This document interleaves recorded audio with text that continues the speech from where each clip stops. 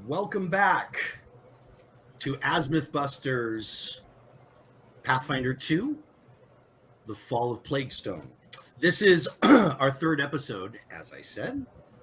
And before we get down to the play, and I assure you we're getting right into action, we just wanted to acknowledge a few members of our community and give a couple of shout outs and as well as a rules kind of a thing. So Mark, which of our busters do we want to give our shout outs to? So real quick, we had three of our viewers that were joining us in the YouTube chat premieres. Just wanted to say thank you to Thea, Pezzer, and Jeremy for that. And then also, Brett, thank you for your question. Brett had a question for Stephen based on a combat interaction that happened in our last episode. So just Stephen actually rolled through and they kind of talked through that in chat. But Stephen, if you could just kind of roll through that with us for our viewers. Yeah, Brett was asking why I didn't add my intelligence bonus when I crit that wolf. He thought the damage was a bit low, and I did roll crappy. But it should have been more damage because when I use my devise a stratagem and use my intelligence to shoot, I get a plus 1d6 precision or damage to that, which I forgot to roll. But you do not add your intelligence bonus to that damage, whether or not it's a range attack or whatever. It's only you add the intelligence bonus to the attack roll when you devise a stratagem. And this pertains to a class feat, is that correct? Class feature, yeah. The class feature? The devise a stratagem and then the extra damage. And you can find that in the Advanced Player's Guide. Yep. Which is called something. That's not the right book. It's a strategic strike is the bonus damage on that. Strategic strike. Okay, get down.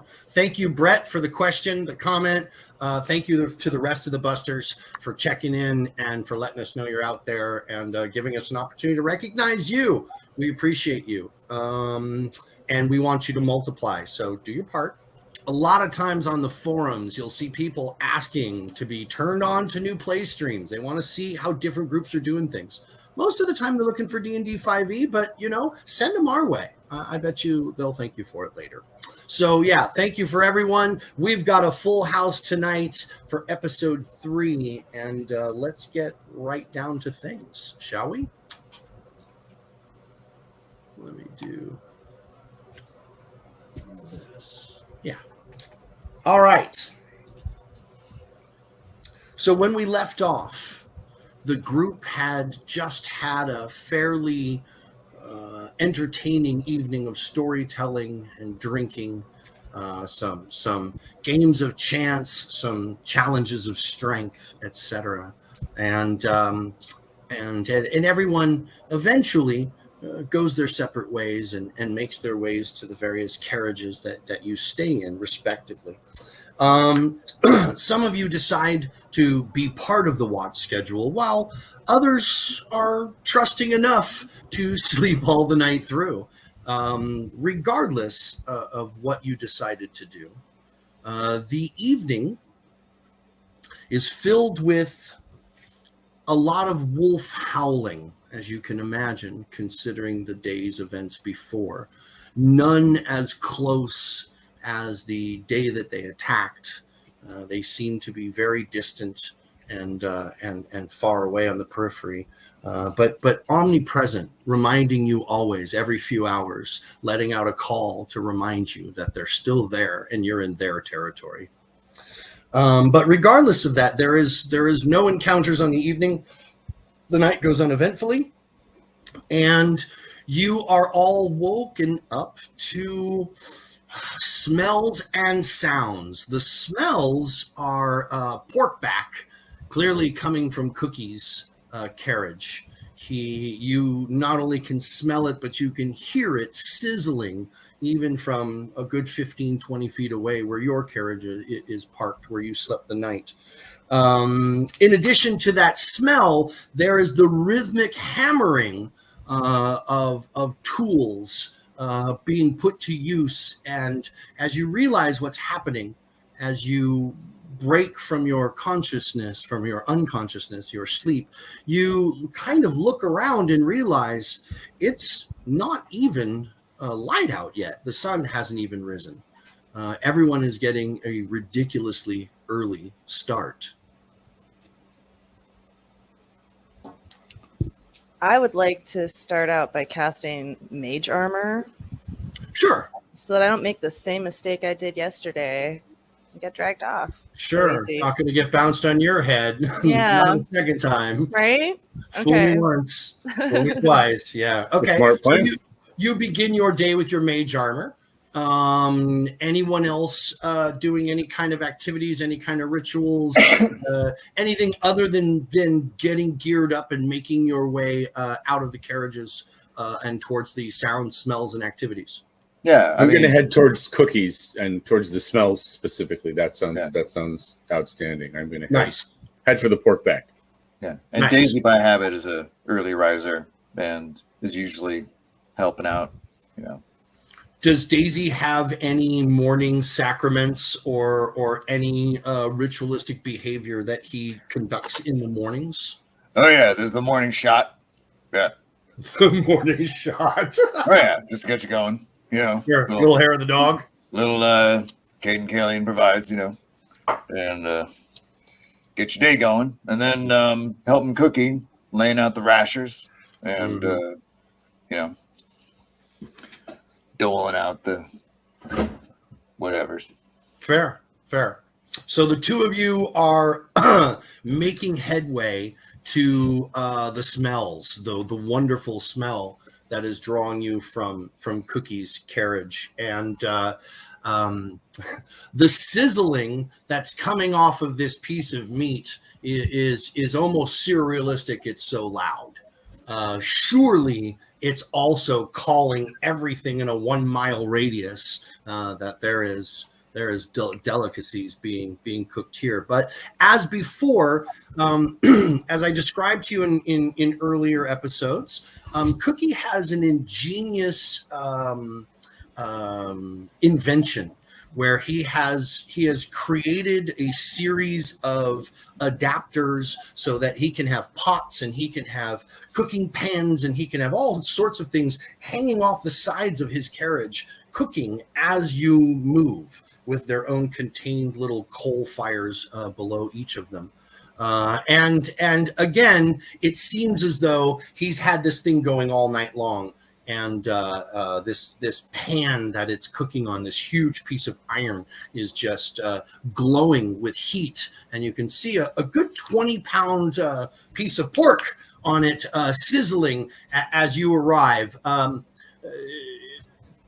As always, Cookie is kind of standing off to the side. He is an older elf, so he tends to hold himself in a manner that kind of makes you feel like he's not terribly strong, or like if he's not grabbing onto something, he's grabbing onto himself and holding himself sort of in that manner. And he's kind of in that place. And Simon, as you arrive first to his carriage, followed shortly behind by Daisy, before you even get within a few feet of him, as you're greeting him, he's already stabbing at this pork and taking a big hunk of it off, not even bothering to give you a plate, just kind of leaving it on this carved spoke piece of wood that someone has whittled into a 2-spoke fork. And he just, as you're coming up, you're greeting him, giving him a good morning, and he hands it to you. He repeats this process with anyone who comes up to him. He just starts feeding you this beautiful delicacy, and you're starting to realize that maybe the strength of this caravan, besides the fact that Bort seems to have friends everywhere and everybody seems to love this dude, it's Cookie.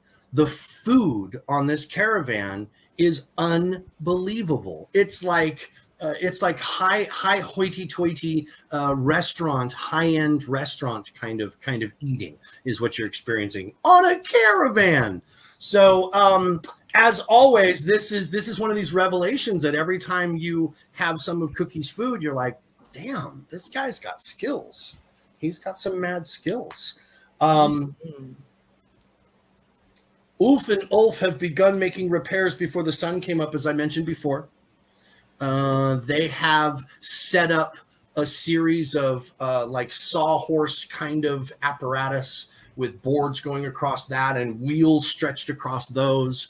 And one of them is busy with a spike and a hammer, and he's hammering out pegs. And the other one is got a iron band, and he's stretching the band and trying to make repairs on the steel.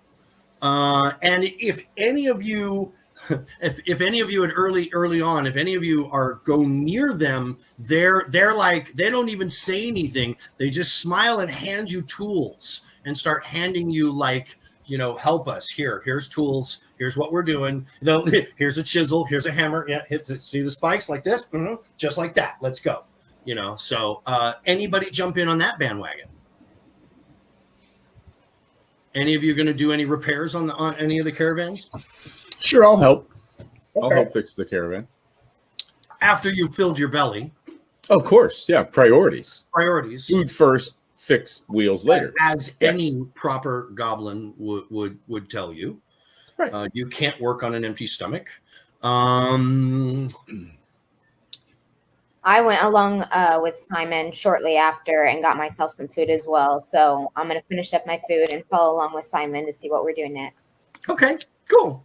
So it's not heavy duty work.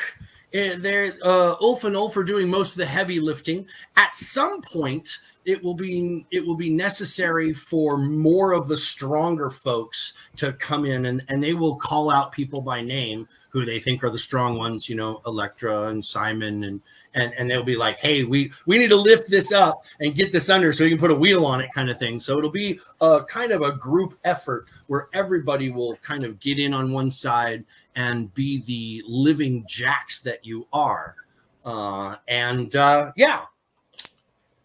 Tamley drives the Teamsters hard with the goal of reaching Etrin's Folly before dark. So constantly she's coming up and kind of yelling at Ulf and Ulf, it's not an option, gentlemen. Etrin's Folly before nightfall. It's not a request, gentlemen. And, as she's walking past them and going to speak to others, you can hear them cursing under their breaths in tongues that are spoken in the land of the Linorm kings, where they are from. But nonetheless, you can tell by the tone and inflection that they are not thinking too kindly of Miss Tamley. So as this is going on, Theron's going to check up on those who were wounded. So overnight, all of you get some hit points back that were wounded. It is your Constitution modifier, minimum 1, times twice your level. So whatever your Constitution modifier times 2, you get that many hit points back. Oh, nice. Who else is still wounded? I'm completely healed. Yeah, I was healed from the first time you patched me up there, and I was great. Thank you very much, by the way. Daisy? I'm only down 2 now. Do you want me to try to patch up those wounds, or do you want to say that? Okay. I don't think I was ever wounded, so I've been pretty good this I don't think you were either. Was Electra carrying any damage from the very first battle? When the wolves attacked the very first time?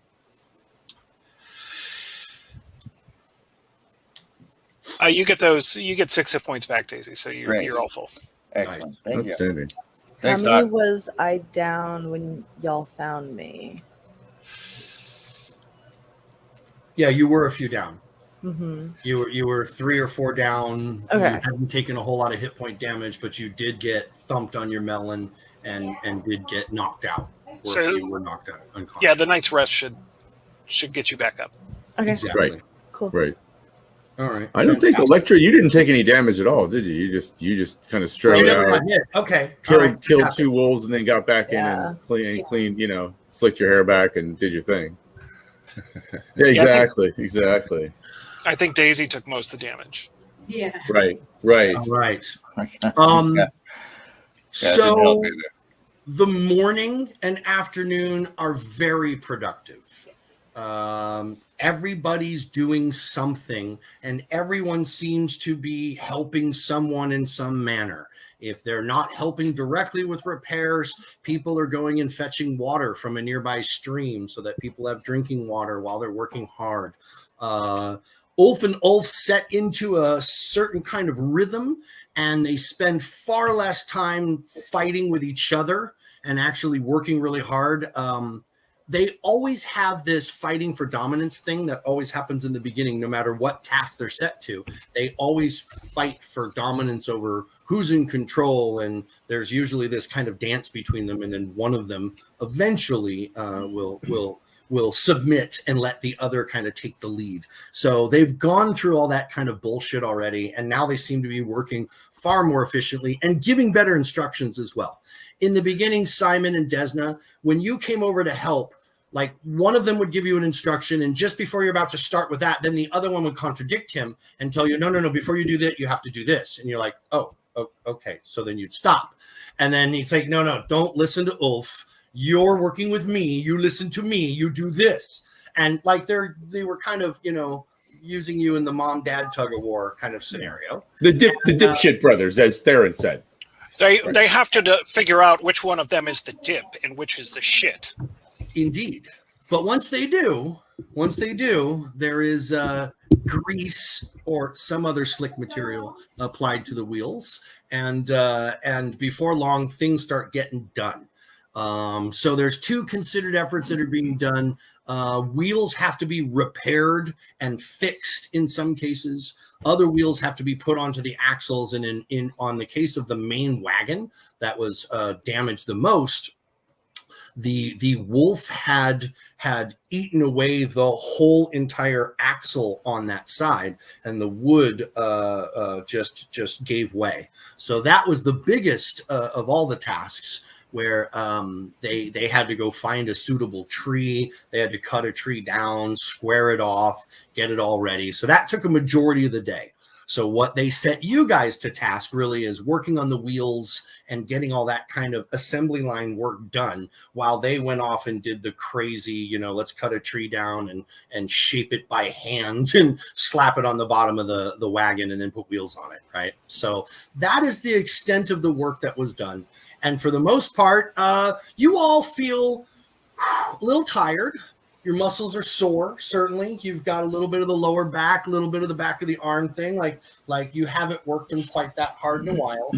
But you're feeling accomplished. And before long, Tamley, who has it reminds you of a nautical whistle, but it doesn't sound like a nautical whistle. And she uses this as a signal to let everybody know what's going on. So you've heard her use this with she claps to get everybody's attention, which sounds like somebody's beating the crap out of someone, because she has these huge, enormous hands. She usually claps 2-3 times, get everyone's attention, and then she hits that whistle 2 times, and like clockwork, everyone knows what that means. People go to work. They start throwing the horses on, start fixing the horses to the wagons. They've already tested the ones that needed to be tested, and you're ready to make your way into Etrin's Folly.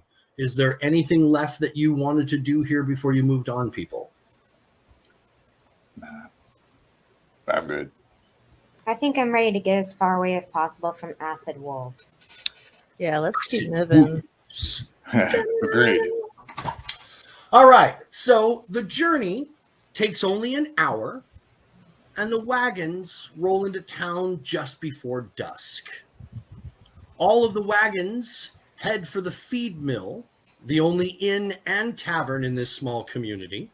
Most of the simple wood and thatch homes in Etrin's Folly look identical to one another and are in a similar state of disrepair.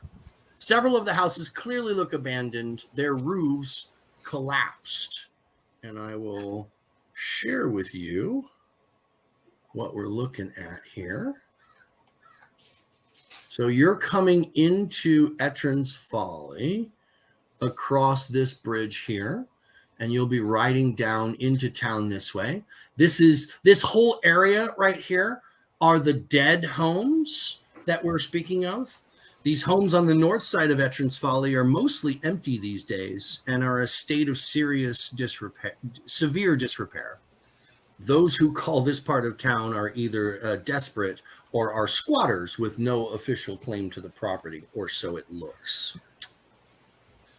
Theron's going to jump off the wagon and go on foot, especially when we pass these homes, and see if he can't notice, like, I'm looking for acid scorch marks or whatever.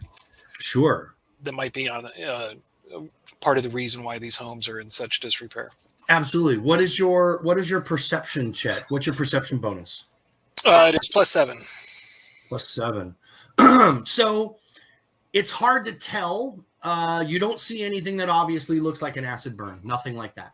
Okay. What it looks like is on a few of the doors, Theron, you do see the telltale but faded signs of a red P painted on some of the doors. Not all of them, but some of the doors, and some of the places that are in the most disrepair, you would say, are the ones that have that mark. Many of these places are abandoned because the doors are open, the windows are without glass in them, largely broken out.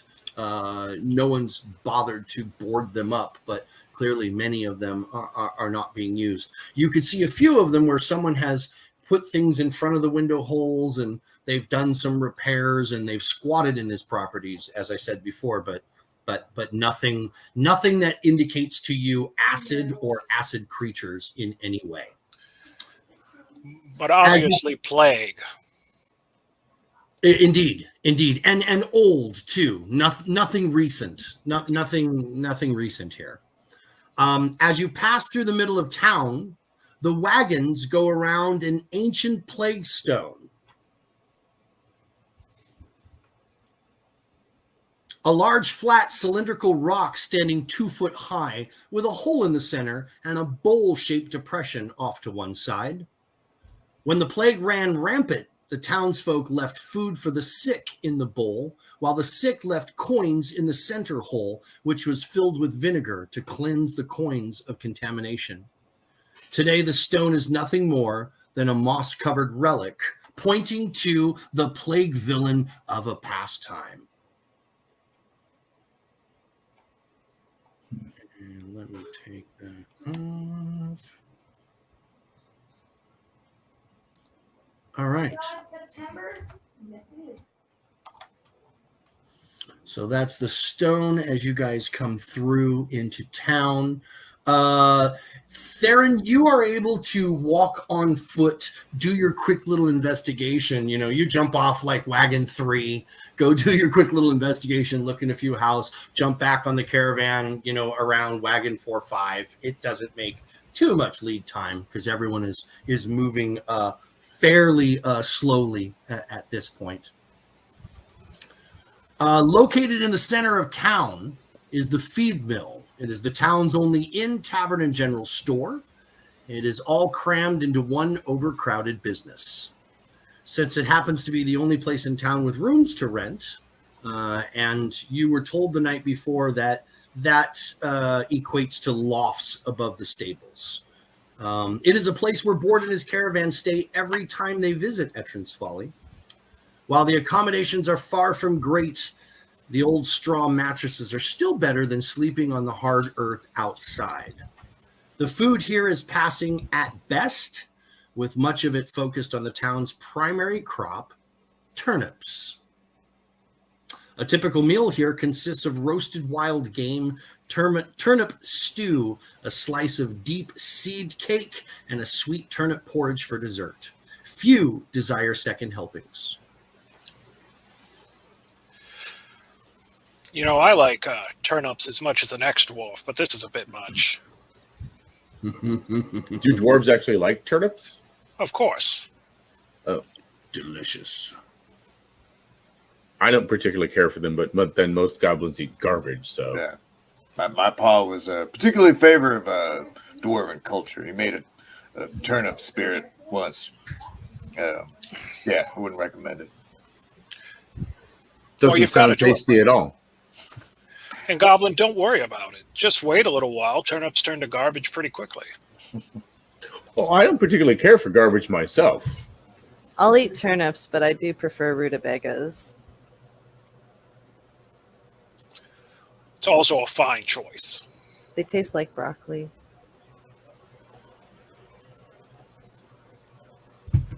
No, thank you. One of the Teamsters will comment, will say in regards to the rutabaga comment that that could possibly be fighting words amongst a bunch of turnip farmers. So Okay. be careful what Okay. you say. Just be careful what you say. Thank you for that. Beware of the turnip mafia. You just never know. You just Okay. you just never know.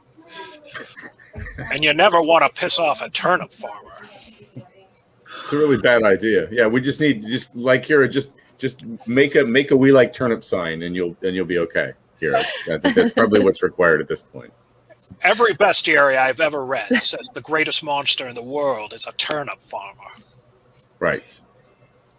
When the caravan rolls into the area around the feed mill, you see that the lead carriages that are carrying the goods will roll forward. They come into the space between two buildings. They will roll forward and continue moving, whereas all the carriages carrying people, yours included, will stop. And out of one of the buildings, an adorable looking halfling comes running up to the group. She has a smile on her face, and she's waving, and she's like, "Hello, everyone. Hello, I'm Edra. Hello, everyone. Welcome to Etrin's Folly." She's like, "Oh, how are these horses? Oh, I bet they're terribly tired. I bet they need a brushing, and I bet they need a salt lick, and I bet they need all kinds of TLC, and I'm here to take care of them."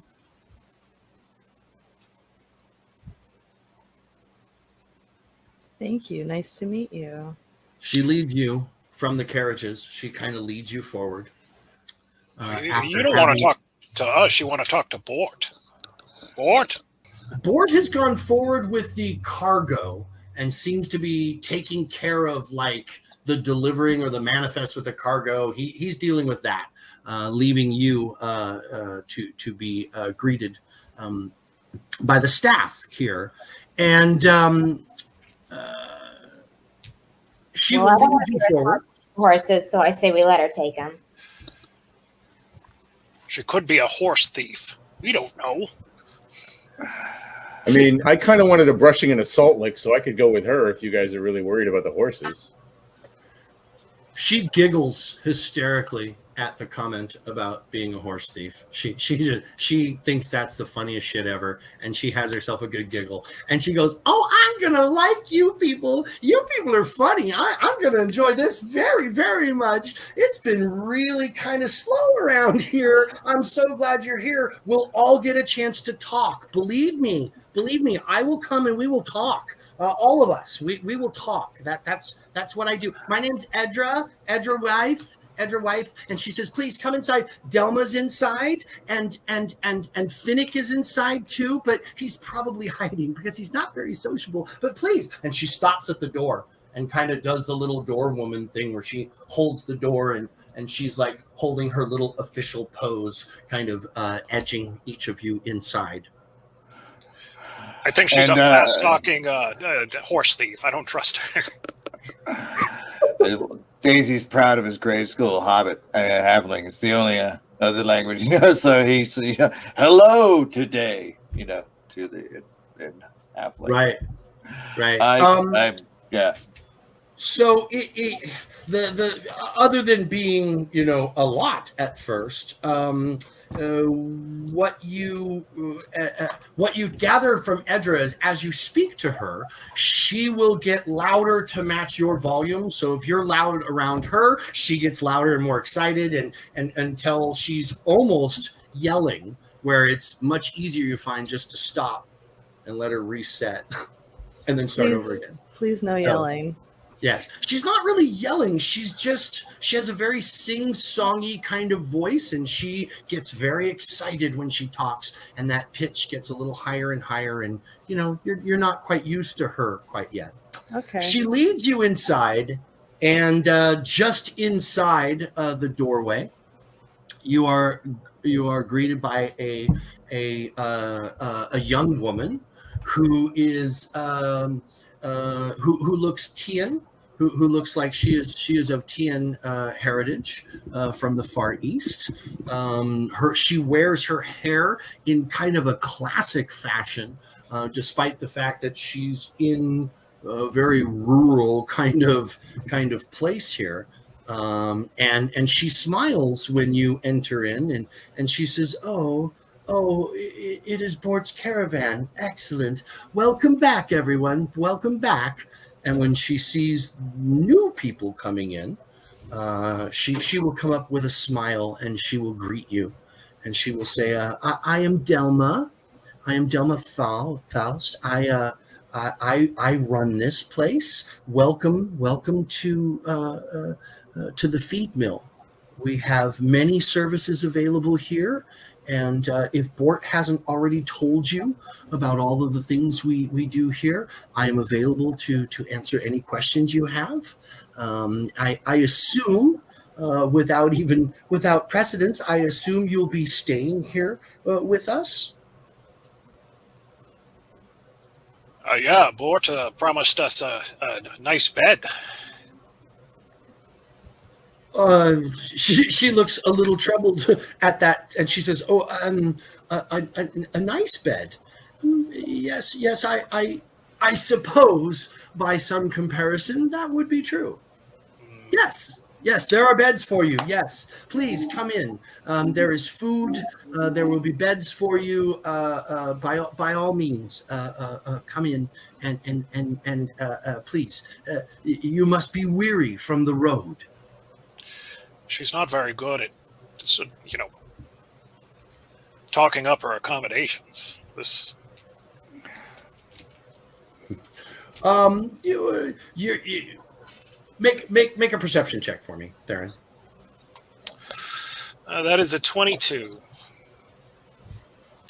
Your take on it is she's likely a very honest woman, and also doesn't deal well with compliments for herself or her place. So hearing that, fine bed, she was like, that's very kind.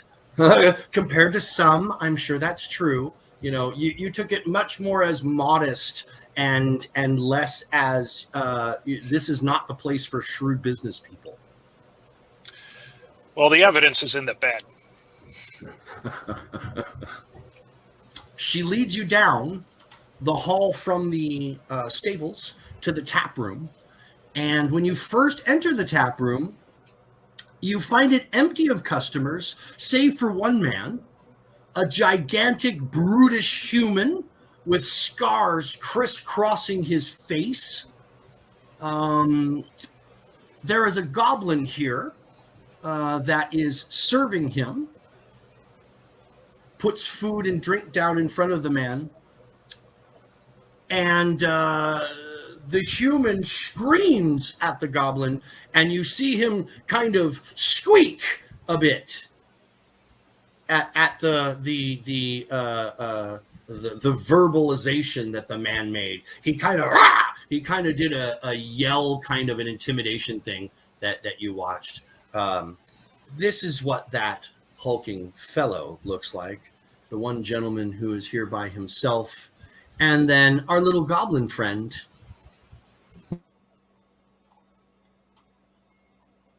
Looks like that guy.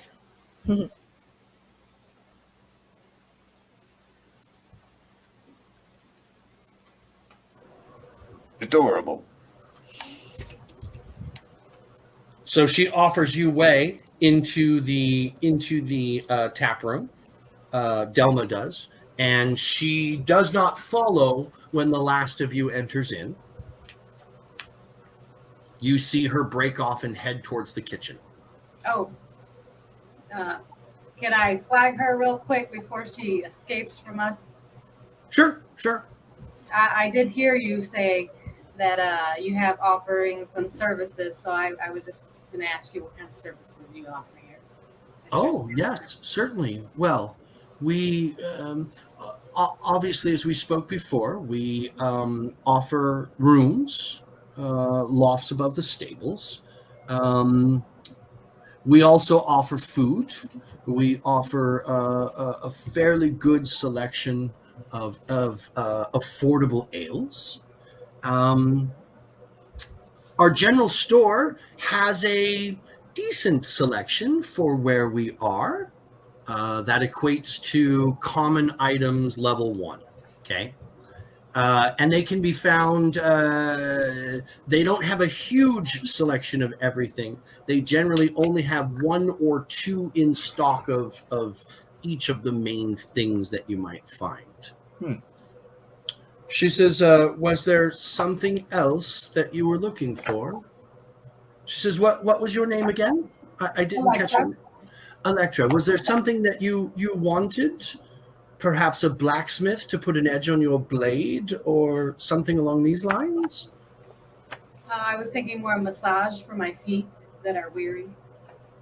Oh, well, I suppose we could facilitate that here. I could have Finnick do that task if you wouldn't mind having well, Finnick!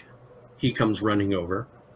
And he's still got his half-eaten pickle in his hand, and he runs over and he goes yeah, Dama. Says, Finnick, do you see this nice woman here? Yeah, Dama. You're going to be rubbing her feet tonight. Yeah, Dama. And she will give you a penny or 2 in exchange. Does that sound good? It sounds very good, Dama. Okay, Finnick, run along. Make sure Harold's taken care of. And he turns and he walks away. And she says, he will work your feet for hours for a copper or 2. Just let me know when you need him this evening. I'll send him to the stables. Is there anything else, dear? No, that's it. Thank you. Perfect. I will be to the kitchen to see what the delays of lunch might be. If you'll excuse me. Okay, so you guys walk into the tap room. It is very inn feeling. It's got kind of a long-edged rectangular bar. It seems as though the kitchen feeds food through the bar, through a back door window kind of situation.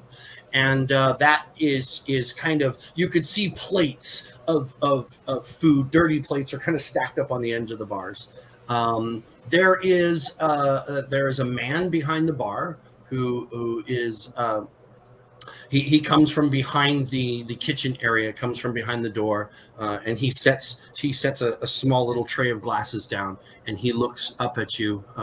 He is a middle-aged human man, and he looks at you and not so much scowls, but he certainly doesn't smile when he sees you, and he gives you a nod. And proceeds to walk back into the kitchen area.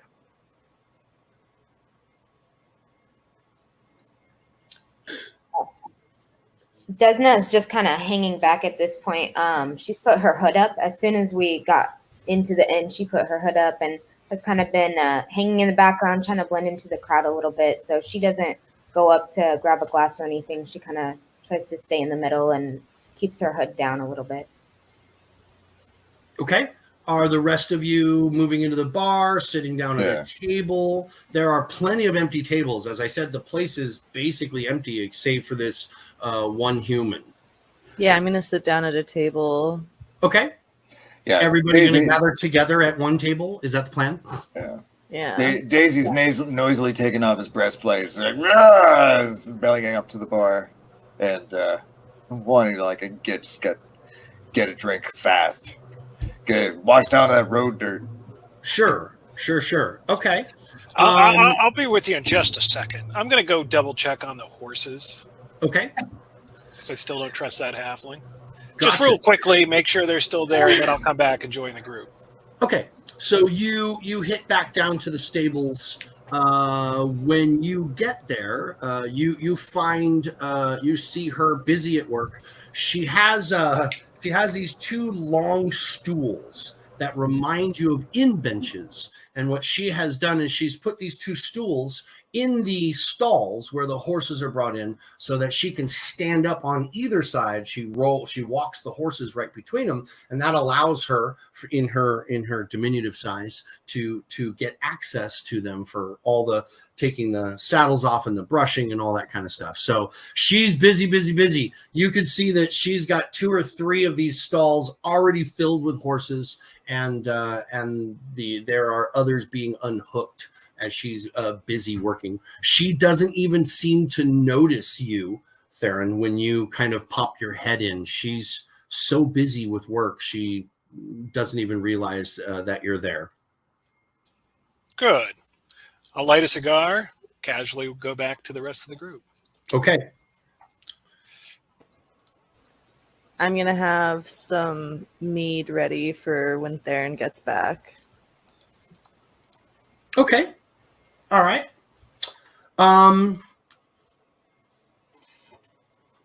A couple of the staff members come out.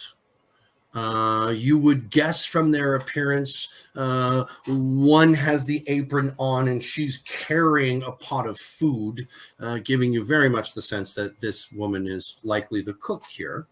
And the other woman, quite younger, she's got a jug, a ceramic jug that she's kind of hugging like it's a baby under her arm, and she's holding a few mugs in one hand and a few mugs in another hand with her hands crossed over, and she's kind of laboring right behind the first woman.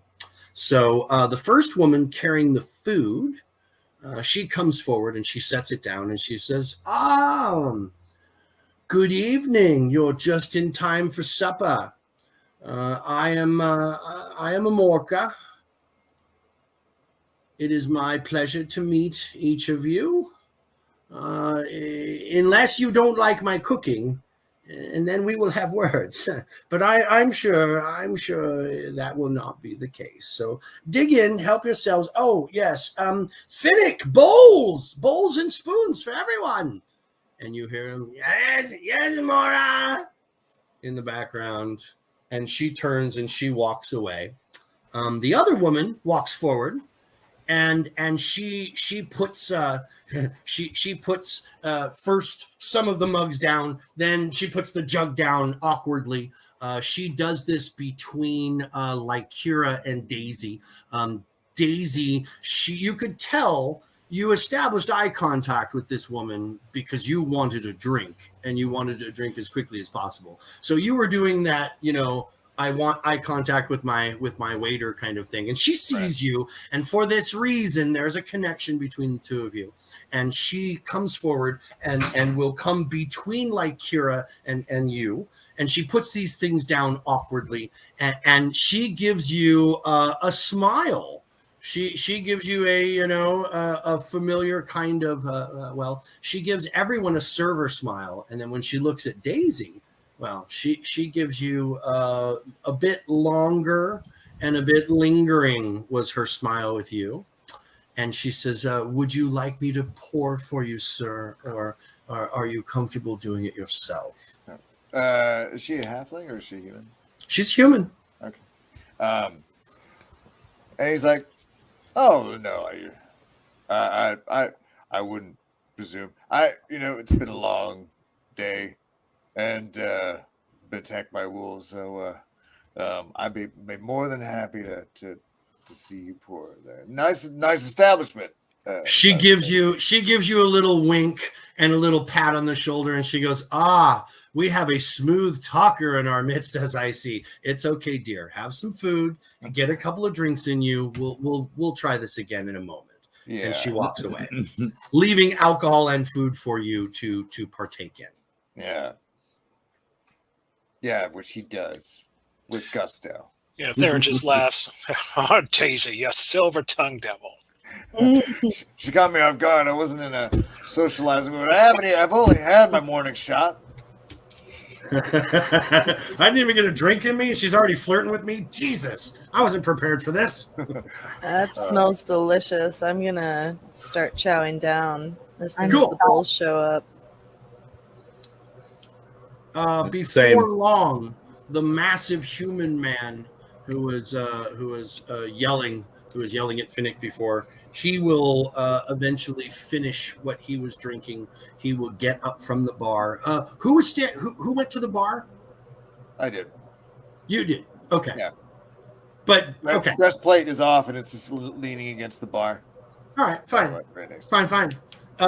He there's no interaction with this man at all. He will if anything, he'll just kind of look across the room and scowl at everyone in general, not anyone specifically. He just kind of scowls at the room and will leave. What's with him?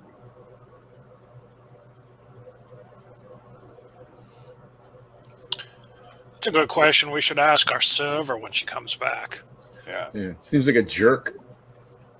I was going to say asshole, but you know. Sure. That works too. I think So it's you like- dig in, you get your eat on, you guys get your drink on, and you're waiting for somebody to come back to ask questions. Yes. When the server returns, what's with the muscle bald guy and why is he a jerk? Ah, okay. So Trin returns with another jug, figuring the first was not nearly going to be enough, especially once she saw the holy symbol around Daisy's neck. And she says, well, yes, he that's Hollid. He's the town bully. There's always one every time in there. I already hate him. He says, she says, what's your name, little friend?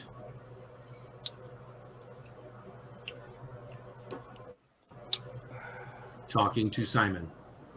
Oh, You were the one who were asking. hi, her- I'm Simon. Yes. Simon is my name. Have you met Finnick? He's a bit spooky, but perhaps you might be friends. I'm not assuming just because you're both goblins that you'd be friends, but I'm sorry, I've said too much. It's okay. But no, we have not met. Do you like the grog? Have you had some stew? She's immediately changing the subject and moving into a different area.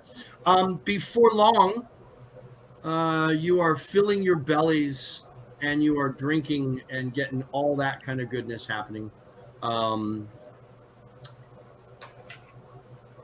Before long, Amora, the lady who you assumed was the chef, she repeats this process a number of times, bringing out these same steaming pots of stew, and she starts just loading them onto empty tables. And Finnick bounces behind her. He kind of hops when he moves. He's got a little bit of spring to him, and he's carrying like an armful of little kind of baguette looking kind of loaves of bread, and on each table he's kind of doing his best sports throw. He's doing his Joe Namath. He's tossing them. He's making a game out of it. He's having a good time with it. And before they make 2 or 3 of these kind of trips from the kitchen out to the eating area, you begin to see people start to make their way into the feed, into the tap room, and sit down at the tables like they look like they always do. The food precedes them, and they sit down with their bowls and proceed to scoop out and start to eat. A few more employees of the feed mill come out from behind areas, and they will join in as well. All the servers, Finnick gets a bowl. This is like communal eating time where everybody gets some. There are about a dozen or so farmers that will come in groups or come in singles or come in with their families. Some of them are coming in their families. Most of them don't have families. Most of them seem to be groups of middle-aged to older men farmers. Bort, Ulf, and Ulf finally make their way in as well, drawn by the smell of food, and the meal is on. So after I get a couple drinks, Daisy is going to go back to the wagon and go get his little kit bag of stuff for when he stays someplace, like his toiletries and his fiddle. And although secretly he's kind of hoping to run into the bully on the way between the tap room and the caravan wagon, but it's mostly just about getting his crap at the caravan wagon. So that's what I'm doing. All right. Anybody else concentrating on anything other than feeding yourselves or getting your drink on? Is there any of these folks that you would have made an effort to speak to, or is there anything that you'd like to do while dinner is progressing? I'm still just kind of avoiding employees. I'm talking to people around the caravan, and I'll go and visit with other people at the tables, but I'm kind of moving my way around and trying to avoid talking to most of the staff and employees if I can, keeping my hood up. Okay. I'm definitely people watching. I'm just kind of observing the room and the staff. I'm not really having too deep of conversations. I think I'm interested in all of Theron's knowledge, so I kind of want to pick his brain on things, but I haven't had enough drinks in me yet. So okay. I'm going to follow Desna around, so just as she moves through, I'm going to tag along with her. So even if you're not even particularly done with your meal, Simon, you're just grabbing up your bowl and your spoon and just eating as you go as she moves around? Probably more just my drink. Okay. So I'll take my ale and walk with that. I was going to say that the eating portion of the evening's festivities are short, certainly by comparison to the drinking. And before long, the small jugs that were placed here and there with the turnip wine, which is commonly drank with dinner and with meals. It's not a very strong fermented turnip wine. That is quickly replaced by the servers, Trin and Colnrall, which is the human gentleman that you saw loading into the bar at some point. Old Colnrall has that kind of look to him. And Colnrall and Trin are they are busy busting small kegs of liquor onto each one of these tables. They're replacing the pots of food. They're taking the empty pots of food and they're replacing them with these tall liquor kegs. Each already has a valve in it, and they're capped at the top. And Finnick, the goblin, has the distinct pride and pleasure to go around to each one of these with his little hammer, and he gets to jump up on the table and bang on that cork and pop the cork on each one of those. And you see him, he stuffs the corks down into his coveralls as he goes from keg to keg to keg. And you can tell as Finnick moves around, as he does things, he really digs what he does. You can just tell. He really enjoys what he does. And he's always got a smile on his face. It may be a little uncomfortable because he's got a full, set of goblin sharp chompers, but he's always got a smile on his face. And before long, Drinking replaces eating. You find out that these kegs are filled with a rum-like drink called wagon grease. That's an odd name for a drink. Can I make And a it is knowledge? you- I have lore alcohol. Can I make it? Or alcohol. Yes, please. Fantastic. Ooh, not bad. That is a total of 17. 17. All right. It is a rum-like, very, very sweet turnip distilled liquor. It's called other things across the realms, but here it's referred to as wagon grease. And you believe the expression dates back to some noble. When it was offered to a noble and he drank it, he said it's not fit to grease the wheels on his wagon, and it stuck. So that's what you find for that. Well, why would you use alcohol to grease the wheels of a wagon? That's ridiculous. Well, you see, this is actually how the name gets mixed up. What the original story was is that he wouldn't deign to clean the axle grease with this. That makes more spirit. sense. Yes. But it got turned around, especially because some people could brew it a little thicker, like, you know, Ah, so it kind of sticks. And it sticks to the gut. That's another thing. So. All right. I particularly like it. It's not. It's bad. It's nice. I like it. A couple notable figures, other than the ones I've spoke of, have joined for the meal and now for the drinking afterwards. One is a downtrodden-looking man. He's big for his size. He has hulking size. He is unkept. He has a beard of an unkept beard.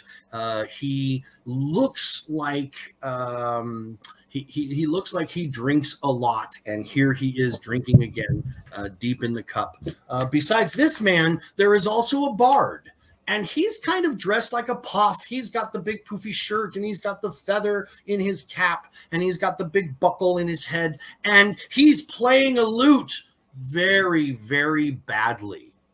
Very badly. He's playing off key. It sounds like he's missing a string, maybe two. You've heard other people yell at him and tell him to flunk off. And you're like, flunk off? What is this? And you find out that flunk is actually the bard's name, and that is the way that people express their mispleasure with him. So those two gentlemen have joined in the fracas and the drinking that follows, and I believe we will close scene right there with everyone well fed and well on their way to getting intoxicated on your first night in Etrin's Folly. Yeah. As always, the fiddle comes out. Cheers. Absolutely. Thank you for watching this episode, our third episode in this series. Please subscribe to us, like the videos, comment on the videos, do like Brett and Pezzer and everyone else. Interact with us, and we will interact with you. Thank you much, and we will see you in episode 4. Bye.